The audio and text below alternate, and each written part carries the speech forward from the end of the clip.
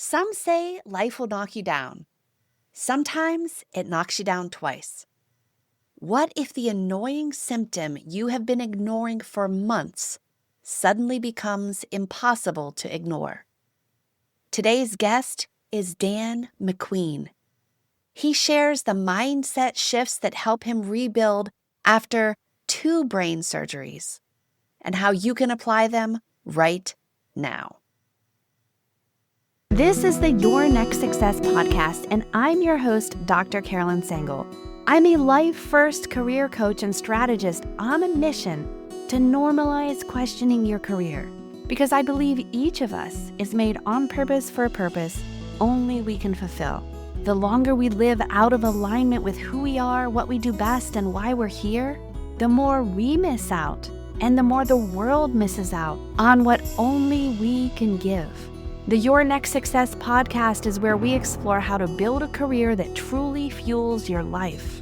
We talk about self-discovery, smart job search strategies, professional growth, and you'll hear stories from people who've navigated big career transitions themselves, so you can see what it's really like to make bold changes and feel inspired to create your own version of authentic success.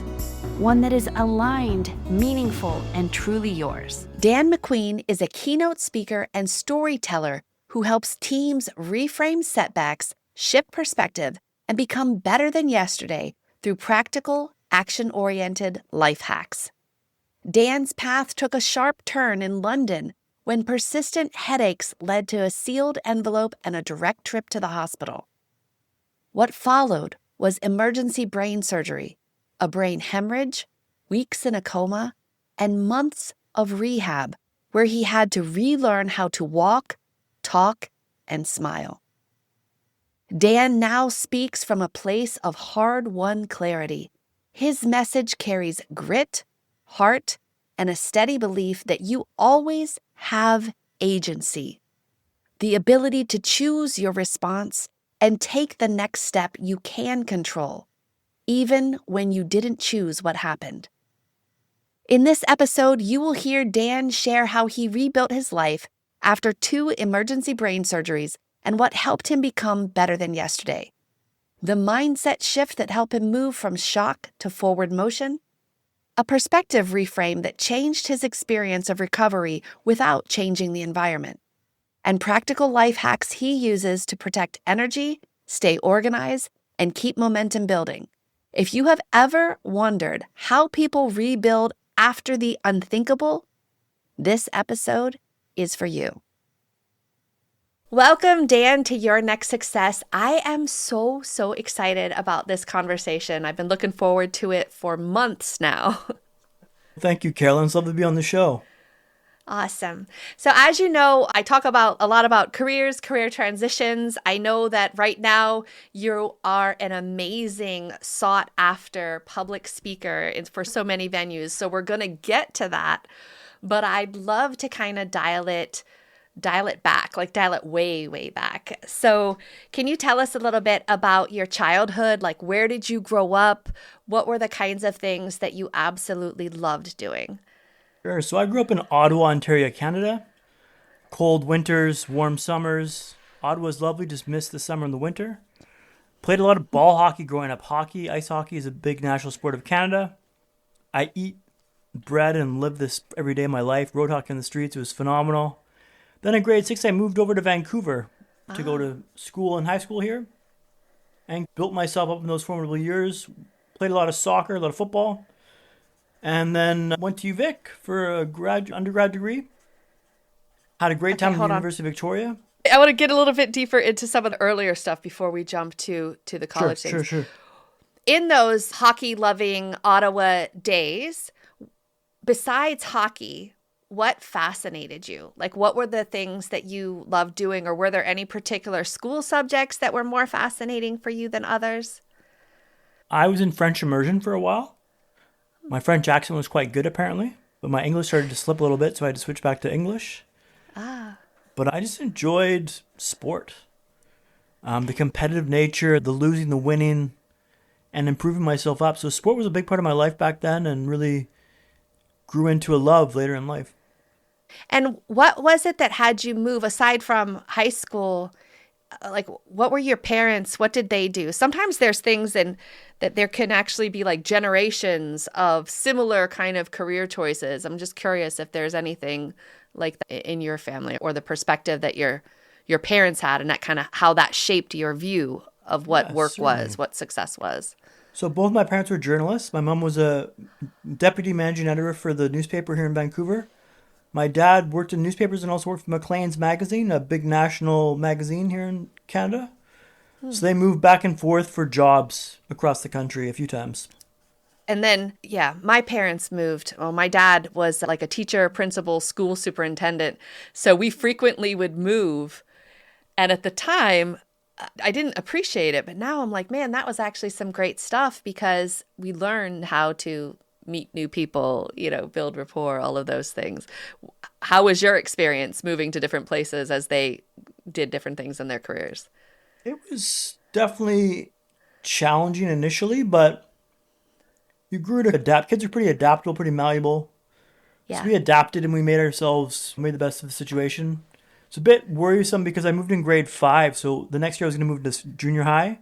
I built up this friend group in Ottawa. So I was a bit reluctant to let go of them. But luckily I moved to Vancouver and built a friend group here pretty quickly and adapted pretty well to that. But it was not without its trials and tribulations. As a young kid, your friends are your life, right? And losing your friends at that age was quite scary to go to a new school and different, but it builds character, as I say. Yeah.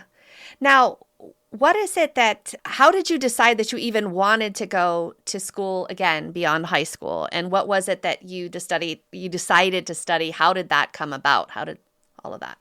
Yeah, I think university was always in the cards for me. I was always, that's not true. Grade 11 and 12, I tried hard in school. Before that, I didn't try hard at all. But I knew I wanted to go to university, and I had to get good grades for university to be a reality, right? So I really busted my tail to make university a priority for me. And then I decided to go to University of Victoria. I studied politics and business. Really just it happened to be that I studied that many courses that kind of aligned for that master or that degree. So I kind of shoehorned myself into those subject matters. But it was really fascinating because this was around the time when the Obama-McCain election was on. So I did a course just specifically on this, which is quite fascinating. Then I also studied business, which is quite an interesting undertaking. A minor in business, which was, I had to do accounting again, which was my nemesis. I never studied harder in my life than for accounting. You had to get a B- for it to count towards your undergrad degree or your minor. So I had to bust my tail to get that B-, but it was very fun and lots of late nights, parties. I learned how to manage my time in a way. I understood the bare minimum I could do to get past a midterm in a course. It was a lifestyle choice. It was very cool. And what did you think you wanted to do? Or I guess, earlier, let's say pre-college, etc. What did you think success meant? What did you think it was going to be an adult, to be living your life? What did you think it was going to be successful? I come from a very loving household. My parents are very much in love and shining an example of what marriage can be and what should be in life. And both careers they're very passionate about. So I wanted a career that I cared about, and I figured that everything stemmed from that, and then I'd find the person after that. But success for me was feeling fulfilled, feeling loved, having a family, being building the connective tissue with the community and building that out and making an impact in the world. So that was success for me. Wow, that's beautiful. Especially for such a younger age, right? Sometimes people maybe they put their sights on, well, it's this car or this house or this thing. And maybe those were parts of your bigger dream, but yet you had the core of the relationships, the love, those sorts of things and everything branching. That's really beautiful. So you did some jobs while you were in college, I think, while you were going to college, right? Tell me a little bit about those. Yeah, I worked for the Ministry of Finance doing this thing called the Climate Action Dividend Program, which is a great gig. Worked for a summer and then I worked part-time during my senior year at university. So I'd schedule my classes around when I could work. So I worked, I think, Mondays and Fridays or just Fridays. So I'd pick a few classes that would just have a 3-hour block on one day, on a Wednesday, let's say. If you miss that class, you're hooped because you've gone through 2 chapters in the program. Yeah. Well behind. But it allowed me to work that one day a week, which really helped. and make some good money as well. But I did that for my senior year, and that was a good way to balance my time and understand, the real world's coming. How can that look once I'm out?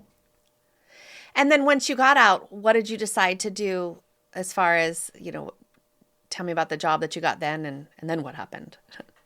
Yeah, I worked for a company called BC Hydro, the local utility, the provincial utility for the province, working on the Power Smart team, so helping people save energy and find ways they can reduce their carbon footprint. And was making some inroads with this job. I actually got promoted to a retail rep, so I'd go to store and work on their POP or point of purchase marketing for energy saving TVs. And this was quite a lucrative promotion I got, and then decided I wanted to continue my studies and get a master's degree. So I looked at masters in Europe because I got a European passport. There was a hack that a friend of mine, I don't actually remember his full name, but I know his nickname's Hubang. He lives in Finland now, but he got free masters in Finland. And I was like, you can do that? He's like, yeah, if you're a European citizen, you get free education in Europe. So I was like, let's do that. So I moved to Sweden for a master's in leadership for sustainability in Malmo, Sweden. Interesting. And so what was missing in work that made you even think about getting, going back to school? Well, I traveled quite a lot when I was younger. Traveled for 8 months during my university program and traveled throughout Australia, Southeast Asia. Wow. Really enjoyed the traveling element of life, and I wanted to still continue that part of my vibe, right? So I decided to move to Sweden to study my master's, but also travel a lot, experience the culture. Like, Sweden's a gorgeous city to live in. Just the winters are pretty harsh. That's a fact. But it was more about keeping that excitement level going. And then after my master's in Malmo, I moved to London. And then, tell me a little bit about that. How was life in London at first for you? Life in London was pretty grim, to be honest. I lived in my friend Heidi Klassen's floor on a mattress for 3 months, looking for work, getting turned down from job after job. Just decided, and I came back for Christmas. My mom goes, and I had a flight booked back to London. She goes, "You going back to London?" And I'm like, "Yeah." I said I was going to do this. She's like, "But you don't have a job there. What are you going back for? You're living on a floor in a friend's bedroom." I'm like, "Yeah." I said I was going to make this work, so I'm going to make this work. I got a job at a company called Hootsuite, a social media management platform. Yeah. Working on the professional, well, first off with the customer support team. Then I moved into professional services, so training people post-sale on the platform. Working in clients in EMEA, so Europe, Middle East, and Africa. So think Saudi Arabia in the morning, Milano, Italy in the afternoon, and then the interior of UK in the late afternoon. A wide scope of clients with different use cases and different reasons for signing up for Hootsuite, which is a social media management platform. So it was very interesting to learn this job, and it was a great, great job. I really enjoyed that. I was like you're like the rock stars of the office, running sessions, controlling your own schedule, running through clients. I worked with some very interesting clients, which is a great job. Really enjoyed that. So you're pretty much living the dream in London. You now have, advanced education, an amazing job at an up-and-coming company, really having a lot of responsibility. And then what happened? Yeah, so this is where the story turns a little bit. I just got this new promotion to work in an implementation specialist, and I started having these headaches. And they would get worse after a few weeks. Painkillers like candy for them, my head was pounding. Headaches got so bad, I was on the tube one day. The tube's how you zigzag around London. Lumbering towards Nine Hill Gate tube station on the District Line. And that's a slow roll at the best of times. Headaches were so bad, my vision turned spotty and I saw stars. It was a race to see who could arrive at the station first, me or the blindness. Arrived at Nine Hill Gate tube station, stepped onto the platform. Mind the gap. And the lights went out. I couldn't see a thing. Oh, wow. Stations swirling around me. I can't see a single thing. So I want to ask you, Carolyn, what would you think? What would you feel? What would you do? I think I would be terrified. I don't know if I would just would I sit down or would I reach out and try to grab somebody to ask for help? I'm not sure, but I would be kind of scared. I've been to those types of stations and there's a lot of people going around. Now, on one hand, it's like maybe you've been to that station before. It's kind of like after a while you can walk around your whole house in the dark, but there's so many variables you can't control for. What did you do? That's a very accurate description of what I thought. I was terrified. What am I going to do here? I can't see a thing. I can Yeah. hear the station swirling around me. I decide I'm not going to say a thing. I'm going to look and think and think. I wish I could say I come up with a solution. I did not. After the longest 3 minutes of my life, my vision comes back, and I Oh, carried on wow. my day. But the next day, I went storming back into A&E. A&E is like emergency in the United States. The hell's going on here? I was blind on a tube station in London. This is not normal. What's wrong with me? They ran some more tests, and again, they thought it was vertigo. They sent me home. On the way out, they told me I could always get my eyes checked by an optometrist. Sounded rather odd, I thought, but okay. And were your Next, eyes fine? Did you have glasses before yes, this? yes. Uh-huh. And where were the headaches? Like, which part of your head? Front of my head. Oh, wow. Interesting. So the next day, the headaches came back with a vengeance, and I found myself in Mr. Patel's chair, an optometrist. He was midway through a routine exam when he stops the exam, excuses himself from the room, and he comes back a few minutes later with a sealed envelope which he hands to me. He told me to go directly to Moorfields Hospital, which I did. Well, Carolyn and listeners, tell a lie. I stopped at home first to grab a Jack Reacher book by Lee Child, a phone charger, and a bite to eat. Then arrived at Moorfields Hospital, handed them the envelope. They ran the same test there again, then escalated it to Charing Cross Hospital. We're getting somewhere. I'm thinking, this is positive. This is a good thing. Now, it turns out, Carolyn, I had a dangerous buildup of pressure on my brain caused from a non-cancerous cyst in my pineal gland. Now, it turns out, I required emergency brain surgery tomorrow. Now, it turns out, the world's about to change altogether. Yeah. After a frantic back and forth with folks in Canada, the last text message my mom received reads, "I'll see you soon, Mom. Think I'll have a new haircut next time I see you. Love, Dad." So Mom's in the air flying to London on June 21st, 2014. I'm on the operating table. Something goes horribly wrong, and I have a massive bleed in the brain, a brain hemorrhage. I think the cyst burst when they operated. Mom lands and finds I'm in critical condition. I was in a coma for 4 weeks, but was in and out of consciousness for months after this. When you're in the coma, because, you hear stories sometimes that, like, yes, people are in a coma, but maybe they can understand stuff. And so, like, nurses and things are kind of trained to, like, talk as though you hear, even though you're in a coma. Could you hear? Do you remember any of that? Were you aware where you were or, like, what was happening?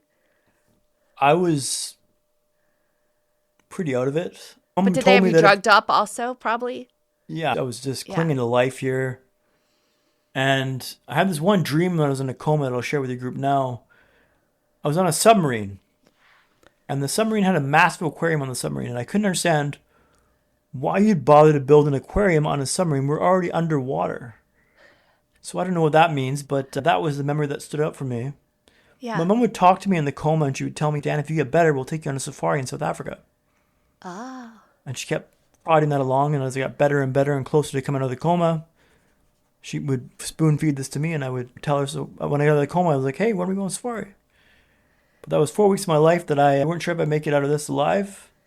There were some days where I looked pretty grim, and some days looked positive, and it even out in the end. But it was a horrific experience. Yeah. So was your mom working at the time? Because she just kind of had to drop everything and come, and then, like, I don't know that any parent could leave with that, right? You're still her baby. Oh, for sure. She had just retired, so luckily she had just retired, and this happened when this occurred. Wow. But she was on the flight to London when I had the brain hemorrhage. So she landed, and my dad called her and told her, "Hey, Dan's in a coma right now. You're about to walk into a hornet's nest, but he is in a bad way, just so you know." Was your dad there, or no? He was back in called? Vancouver. They called him to tell him what had happened, but she was in the air when this happened, right? So she didn't know until she landed. So she lands into a hornet's nest of alarms going off, blood pressure spiked, heart rate too high. Initially, my temperature kept soaring, so these ice blankets above and below me to keep my core temperature down. So the violent shivering. Oh, wow. It was in a bad way. They told my parents I may not make this, right? I was clinging to life, and I was none the wiser. Wow. Okay, so you finally come out of that experience, and then you said you're like in and out of consciousness for months. Like, how long from this surgery, hemorrhage, how long was it before you were consciously aware? Probably about a month and a half, 2 months.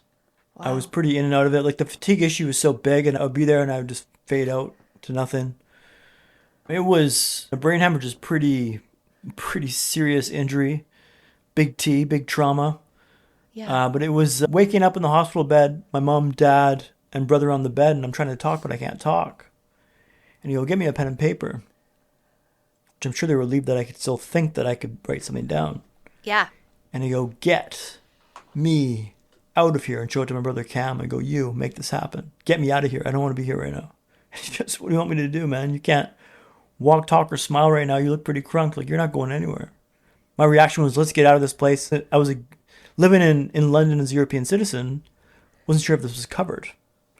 Let's blow the joint. Let's get out of this joint when we can. Yeah. Was it covered in hindsight? Yeah. It was covered.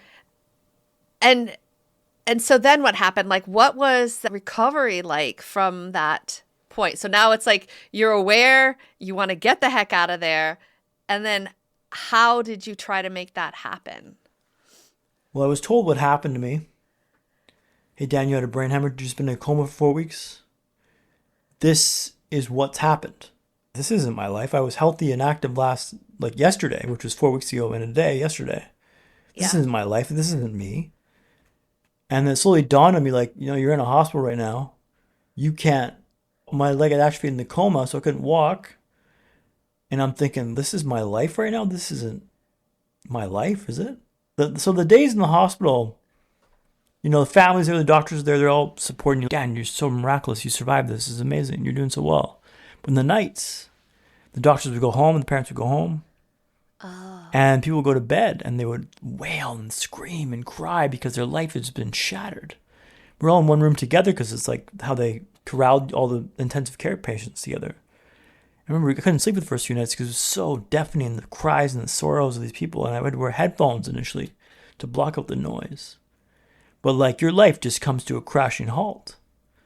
And I'm thinking, this isn't my life. I was healthy and active yesterday. This isn't me. And then it slowly dawned on me, like, this is the card you've been dealt. Like, you're in the situation now. Then I realized it's not what happens to you, but how you respond to it that matters. I realized it doesn't matter what happened to me. It's now what I do right now from this moment in time, how I get out of this hole that I found myself down.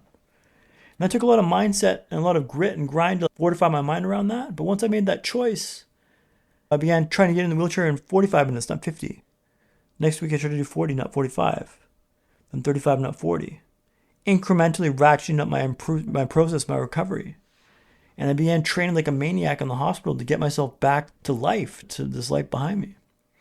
What do you think was, like, did you just come across this thought on your own? Or did they have, like, were there, in addition to trying to help you with, like, physical therapy type of things, like, did anybody come and talk about mental health, mind therapy, mindset, or you just happened upon these thoughts from digging into the past? Or like, where did that come from to even switch? That's a good question. I think it came from myself, realizing this isn't fair what happened to you, but now it's what you think about it that matters, because the brain hemorrhage didn't kill you. It came pretty close, came very close. They didn't think I'd be walking out of that one for sure. And I realized now it's what I think about it that matters, not what it was. Because whatever happened is in the past. I'm looking through the front windshield now. It's bigger for a reason. And how can I mitigate this and get back to a life that I loved? So I began rehabbing like a maniac. And just controlling what I could control. But I think that was something that I built in myself. And my parents helped me get across that mindset. I've always known that hard work works. Growing up, I always was for working hard, not for results I got, but if I put effort in, it was good. So I kind of fortified my mind around this. I imagine a lot of the, the sports kind of thing too, right? Like the desire to want to win, the what does it need to take? Okay, this thing was hard, didn't come out the outcome that I wanted, and now I'm going to try harder for next time. Maybe some of those lessons were influencing, get back up, try again, get back up, try Oh, again. 100%. I think sports Yeah. was the single best thing that I could do to fortify my mind around this, because I knew that through experience, through sports, victories and losses, that I knew that if you put the work in, you can get results. And that's through winning championships and losing games and winning games, scoring goals, missing goals. But the failure part of that's so key. And I realized that if I just kept at it, I could get myself out of this hole I found myself down. But it's not easy to do that. It's not easy, but it's simple. Simple to decide that I'm making it this way, and then you just go hell-bent for leather on this. That's the choice I'm making, and now I just have to chase this down. But it's not easy to do that, but it's simple to decide that. Imagine what your life would be like if your career aligned with who you are, what you do best, and actually fueled the life you want. At Next Success, we support all ages and stages through career transitions, from students exploring majors or careers to job seekers actively searching or reimagining their next move to professionals committed to self-awareness and leadership growth. Stay connected and explore what's possible at nextsuccesscareers.com and follow Next Success Method on LinkedIn, YouTube, Instagram, and Facebook. Gotcha.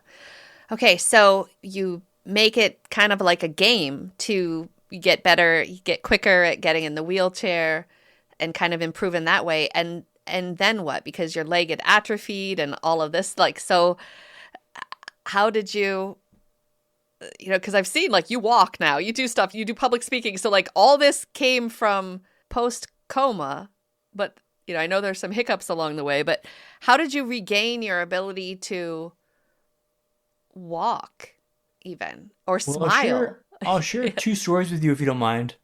Yeah. The first one's around the splint. So I do wear a splint on my left leg to help me stretch out the leg after the coma because it had atrophied, as I mentioned earlier too. The splint was horrifically painful. But the first night I wore the splint through the night, no issue, no stress. This will be easy, I thought. This will be easy. Hinting it's not going to be easy, right? The second night, after 20 minutes it was painful. After 30 minutes it was dreadful. After 40 minutes it was unbearable. I buzzed the nurse. Take the splint off my leg, please. I can't handle the pain. But I told them, tomorrow we're doing this for an hour. I'm a walker. I can handle the pain. Big talk. So third night, they wrapped the leg. Tied off with the ankle. Give me the clicker, the nurse call button. They go patrol the Wilson ward. Now the Wilson ward was an L shape, so short on this side, long on this side. Short on this side, long on this side. Yeah. Leave me in a hospital room that smells like only a hospital room can smell. Sanitized, sterilized. It's clean, but you're wondering what sort of atrocities have been committed under the guise of Lemonade Zestness. After 10 minutes, the leg's painful. After 20 minutes, the leg's dreadful. After 30 minutes, the leg's unbearable. I start passing the clicker back and forth, trying to distract myself from the pain. Now, Carolyn, I've got double vision from the brain injury, which means I see 2 of you. Which means I can't see this clicker much going back and forth, right? As the pain ratchets up my throat, I get more enthusiastic. Till eventually, inevitably, I drop the clicker and it lands the hard little on the floor 3.5 feet down on the ground. Shh! Sugar, I say. Now, Carolyn, I'll be honest with you, I did not say sugar. Many adjectives of sugar were used, but sugar was not one of them, I can tell you that much.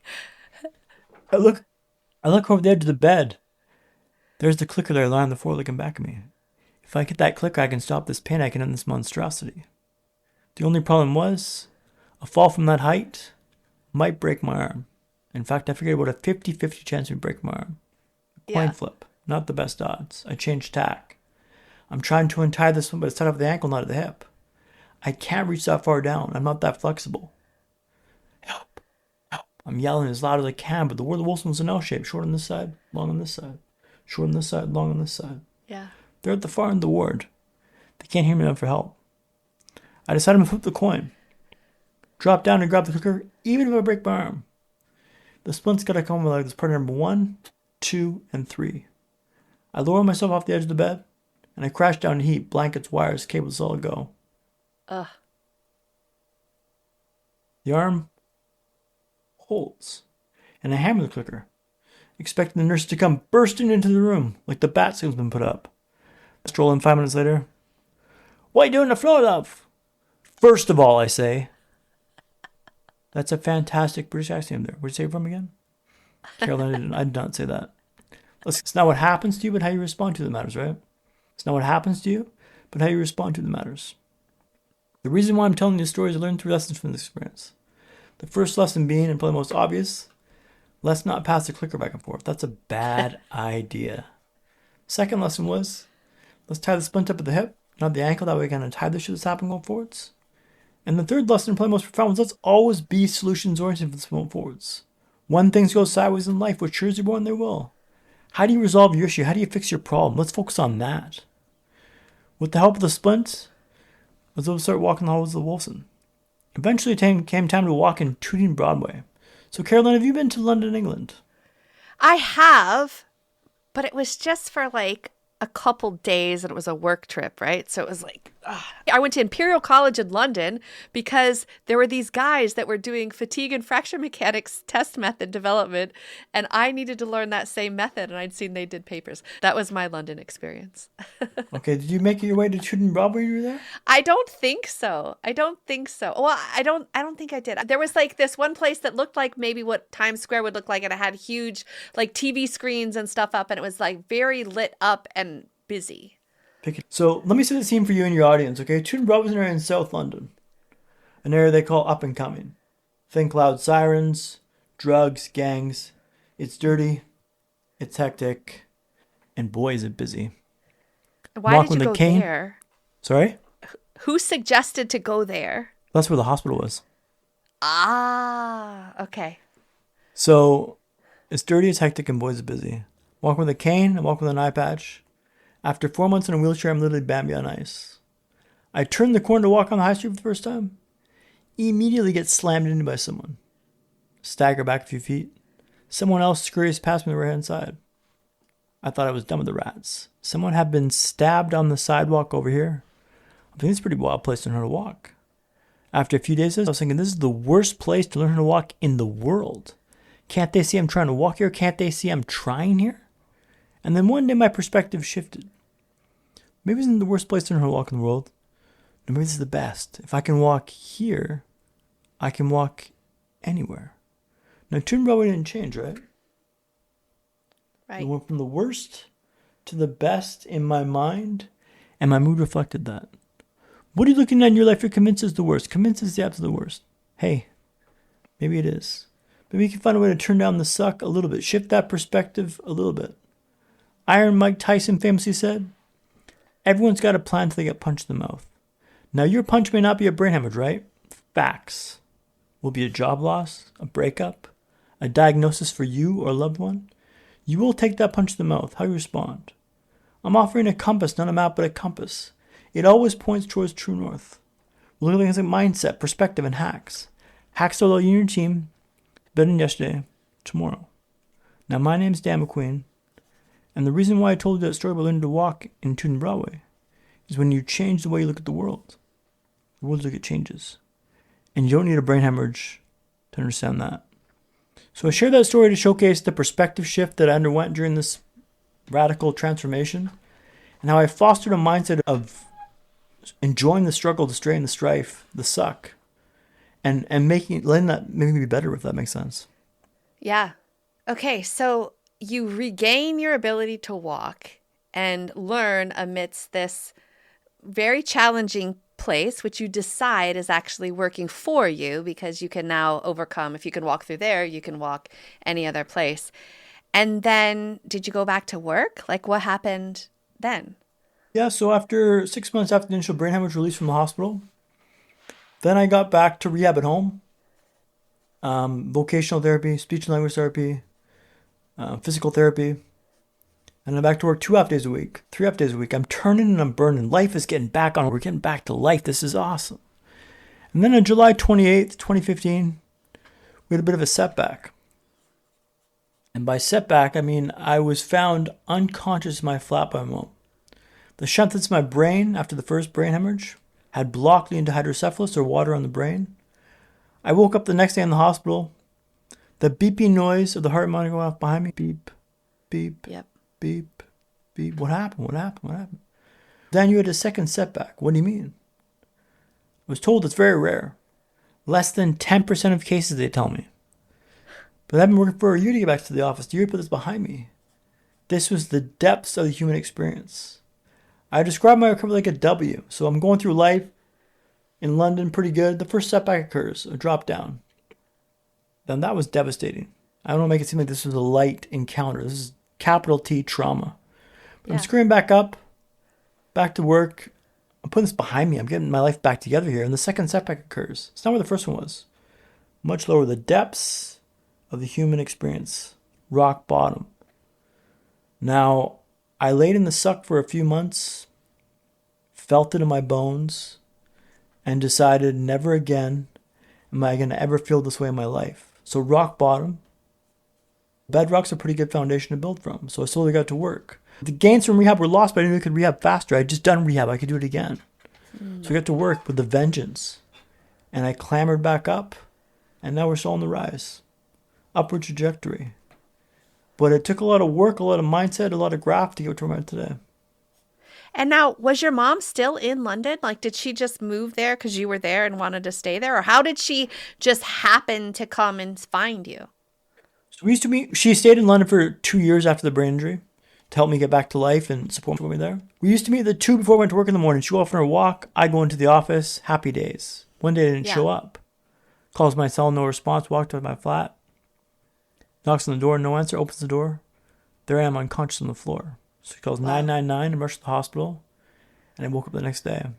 So this is super traumatic for her to find me unconscious and go through this again, the second brain surgery in London. But no, they were super helpful. They stayed in London for 2 years to help me get back on my feet. 2 or 3 years. And now, how long did that time of being, how long did you have to stay in the hospital then? I had already done rehab in the hospital, so I wasn't entitled to stay in the hospital for much longer than the time it took to me recover from the brain hemorrhage or for the brain surgery. Hospital for maybe 2 weeks. Oh, wow. And then released and told, okay, there you go. You're good. But since it was only 2 weeks, could you walk? I could walk. I could still walk, thankfully. Yeah. But all the gains from rehab were lost. Like the cognitive stuff I had worked on was erased in an instant. Like this was devastating for me. Yeah. And work was worried that they had caused the issue, so they were reluctant to come back to work until I got fully tested and cleared out. It was just a blip in the cards, right? Like this was a 10% chance this could happen, and it happened to me. So lucky me, I thought. But it was the mindset of like, well, I've done this before, but I've lost the gains, but I know I can do it again faster this time. So I really fortified my mind with this. And it wasn't an overnight thing. I wasn't chipper and upbeat of the hop of this. Like this took some real work to go through and really fortify my mind around this. Now, when did your interest in like personal growth, personal development, learning from some of those well-known names, when did that materialize? Had you always had an interest, or did it happen after the injuries? Happened after the injuries. I remember being in New York with my brother. He used to live in New York. Went for coffee one day and I just had this epiphany I started jotting down all these ideas. Had a coffee and just jotting down page after page of ideas and thoughts and lessons I've learned. There's a talk out of this. I can build a talk out of this. So I crafted a talk and started giving it to the outpatients at my old rehab center in Wolfson. We talked to people to help them navigate the world outside of the worlds of the hospital. Changing their perspective, navigating change, and coming up with some hacks and some fun solutions how they navigate this properly. I gave a talk at my old employer, Hootsuite, once in person and once online. And the feedback I got from that was so profound. This is so good, Dan. When I lost that job from that company a couple years later, I decided I'm a keynote speaker tomorrow, which means I need a computer today. I've shortened the realm of acceptance, the time it takes to accept something. First setback, the second setback, the job loss. I've shortened down the acceptance piece. That's why I was able to pivot so fast with this and make this work. And that's the juice. That's the juice that's worth the squeeze. That shortening time to acceptance is so key. Acceptance is a dirty word, right? Accept. You don't know my story, Dan. That's not fair. Hey, I don't know your story. I can tell you without a shadow of a doubt, acceptance is the way forward. It's not relinquishing control. It's taking control of your situation and saying, I can do something about this. What can I mitigate the situation with? How can I improve my lot? And go from there. Acceptance is the way forwards. So you started having this idea and you started being a speaker while you were still at Hootsuite. And so you kind of already had planted that seed, started watering it. So then when you got the layoff news, you already had worked out your plan B, I guess. That's now the plan A. Yeah, I trained at Hootsuite for work, right? So I'd done over like 1,000 sessions online with clients. Wow. So it's good at training, good at presenting. And then I gave this talk for the outpatients maybe a dozen times. Gave the talk for Hootsuite 3 times or 2 times. And then I luckily just shot a demo video maybe 2 months before this happened for my speaking career, which is going to be a part-time gig on the side of Hootsuite. When I lost that job at Hootsuite, I decided, you know what? I'm going all in. I'm not sparing the horses with this. So let's go all in with this and make this work. And it was a bold decision to do this, but you know what? I realized in life, I don't fear death now. I fear not living a life I'm capable of. This life's a gift, right? I can fail doing anything. Why not fail doing something I want to do? And to go back to your earlier question about, was I always this person who thought about like these deeper meanings? No, I was not. But after the injury, the perspective shifts. What are you looking at? And I realized that this life is an opportunity to chase what you want and make a meaning and impactful life in this world. So that's what I'm doing now is just, I feel it in my bones. Like when I'm on stage and I share stories, it's like, it's not to get the attaboys, look how good you are, Dan, although there's probably some of that in there, but it's to be like, look what you can do. I did these brain scans, one last story for you, Caroline, and I'll let you take over. These brain scans a couple years ago at this neuroscience clinic in Surrey, BC, Canada, Health Tech Connect. Puts a gel cap on your head, ask you questions like picture frame, laptop, microphone, thermos, window, blinds. See if synapses fire or not. My results came back as average. I've had 2 emergency brain surgeries. Average is pretty good.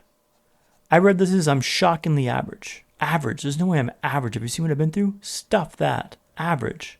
But the more I thought about it, I realized that average is pretty good. Average means I'm no better or smarter than anyone I speak to. I've just been driven to go forwards, toes over the nose of my board, riding this wave down. I'm average. I want you to see yourself in my story. I'm an average guy who's been faced with insurmountable odds, and I've overcome this through this set of things I'm talking about. I'm average, which means you can do this too. So it was actually like a real unlock for me to understand that and to sit with that, even though the ego took a bit of a blow. You know, average is, I'm not average, but whatever, it's fine. But it was like, it fortified my mind. It was like, there's something here. Like, I'm just an average guy who's been faced with this experience through a lot of support, love, family members. Like, I've been able to climb back out of this pit. But you can do this too. There's something in this talk for everyone. Now, somewhere along the lines, you moved back from London back to Canada. What precipitated that? COVID in London sucked. It was a lockdown situation. It was out of your house for no longer than 45 minutes a day. And I was alone in London. I used to come back to Vancouver twice a year for Christmas and summer. It wasn't the world wasn't so big. It was quite small. When you're trapped in one spot for a couple of years on your own, it was, I'm get the hell out of here. Moved back to London with Hootsuite, the company. They moved me back to Vancouver. Worked for them for about a year here, and then I lost the job in the corporate restructuring about a year later, and then moved into the speaking full time. Wow. And how did you go about even trying to navigate that as far as how to find speaking engagements and how to find speaking engagements to replace an income? Yeah, that's a good question, Caroline. I would say I haven't cracked the code on that just yet, but it's dive into it full steam, full bore. I'm burning the boats. You know, there's this old adage of if you want to take the island, you got to burn the boats, right? Yeah. So I've been on podcast after podcast telling my story to refine my storytelling abilities. Sign up for speaking coaching online and been a part of programs and impact 11 groups. Help fortify my message and solidify what I'm going with in my value prop. It's not easy to do this, but it's simple to decide that's what I want to do. And I realized in life that if I decide something, I can make it happen if I put the work in. So this mindset of I can do this is inside me. I believe I can do this with my whole heart. So that's why I'm chasing this down, because I believe I can make this work. I know I can. Because I've done all these things that were insurmountable. I've done. I wasn't supposed to walk, talk, or smile again. Here I am, talking on your podcast. But it's work, it's mindset, it's perspective, it's the graft, you get to do this, right? They say the odds of you being a human being are 400 trillion to 1. The staggering number of zeros. You're more likely to win the lotto 10 times in your lifetime than you are to have a life in the first place. You get to do this. I'm only Dan MacQueen because this blip was in my DNA. Without it, it wouldn't be me. And I wouldn't trade myself for the world. So what are you going to do about it? You don't like the hand you've been dealt? Tough luck. You get to do this. You get in that bat. The odds are staggering that you get in that bat. You get to do this. So I'm doing this now. All in because this is what I can do and I want to do this. And I believe in my mind and my heart this is what I'm meant to do in this world. And that's why I speak with the ferocity I speak with and the compassion I speak with, because I had a lot of help navigating this change. Maybe you don't have that help. I can give you the keys, the blueprint, the compass to help you navigate this change successfully. It's not that complicated. It's very simple, as a matter of fact. But it takes work, it takes reps, it takes commitment. But you can do this. Have you thought about writing this down? Yeah, I mean, it's it? Is that part of your plans, or maybe later on in life I'll write a book, but right now speaking is my main focus. I don't want to dilute my speaking stuff with a book right now.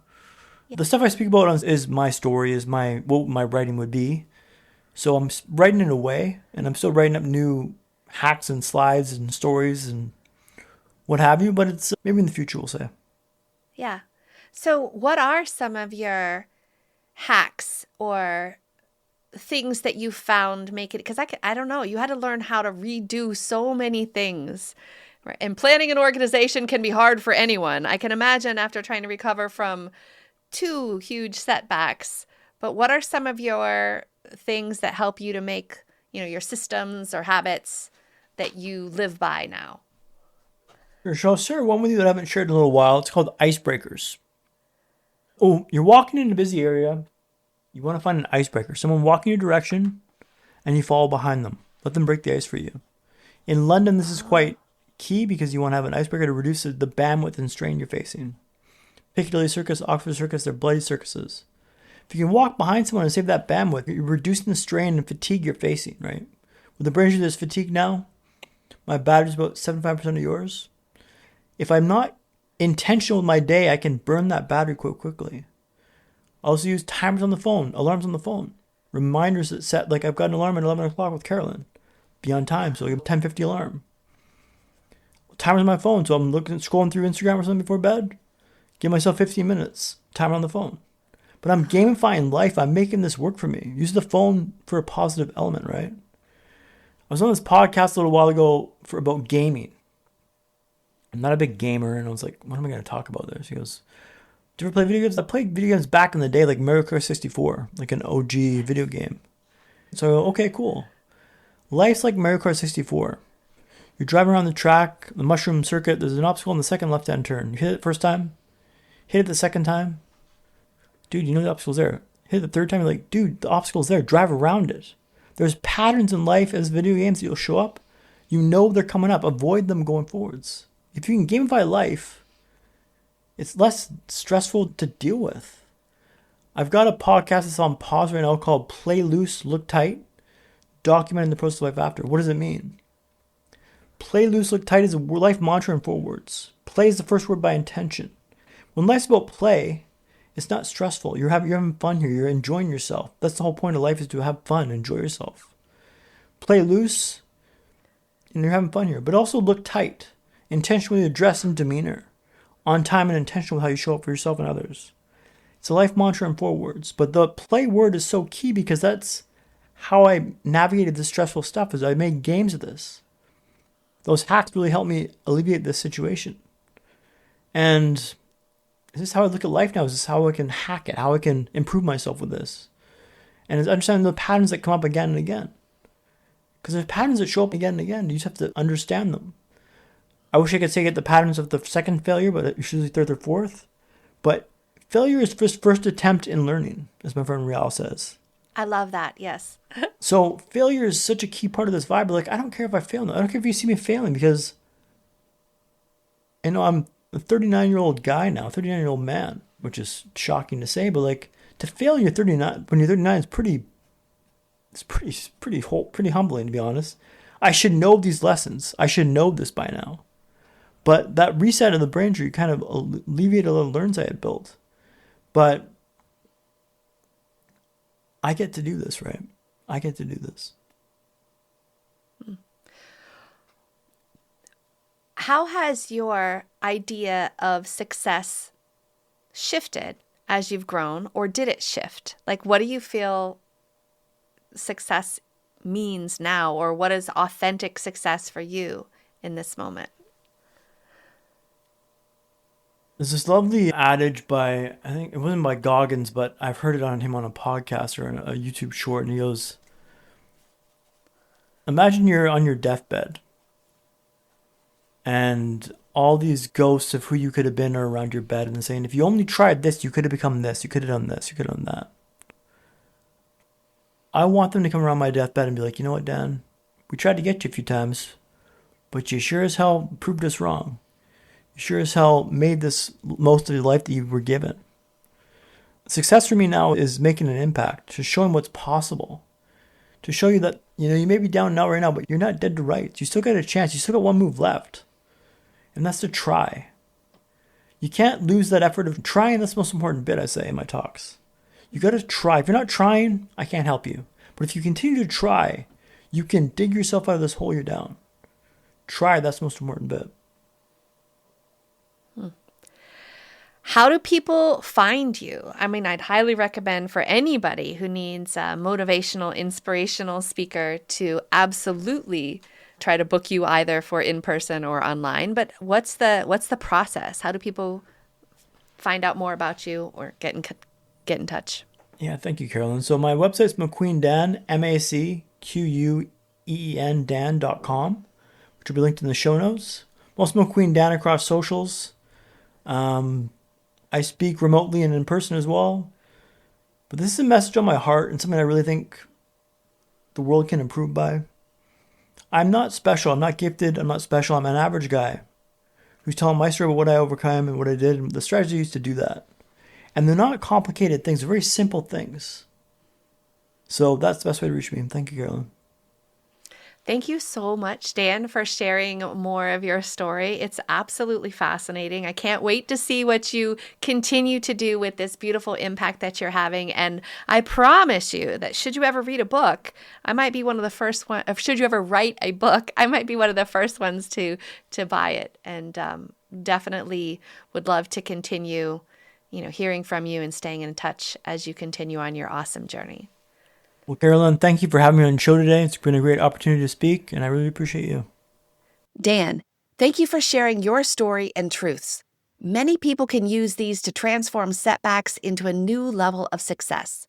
And if you're still listening, remember to like, subscribe, and share your next success. Together, we are on a mission to normalize questioning your career so more people build lives and careers that are aligned, meaningful, and truly theirs. Thanks for listening to Your Next Success with Dr. Carolyn Sengel. Remember, authentic success is yours to define and includes aligning your career to support the life you want.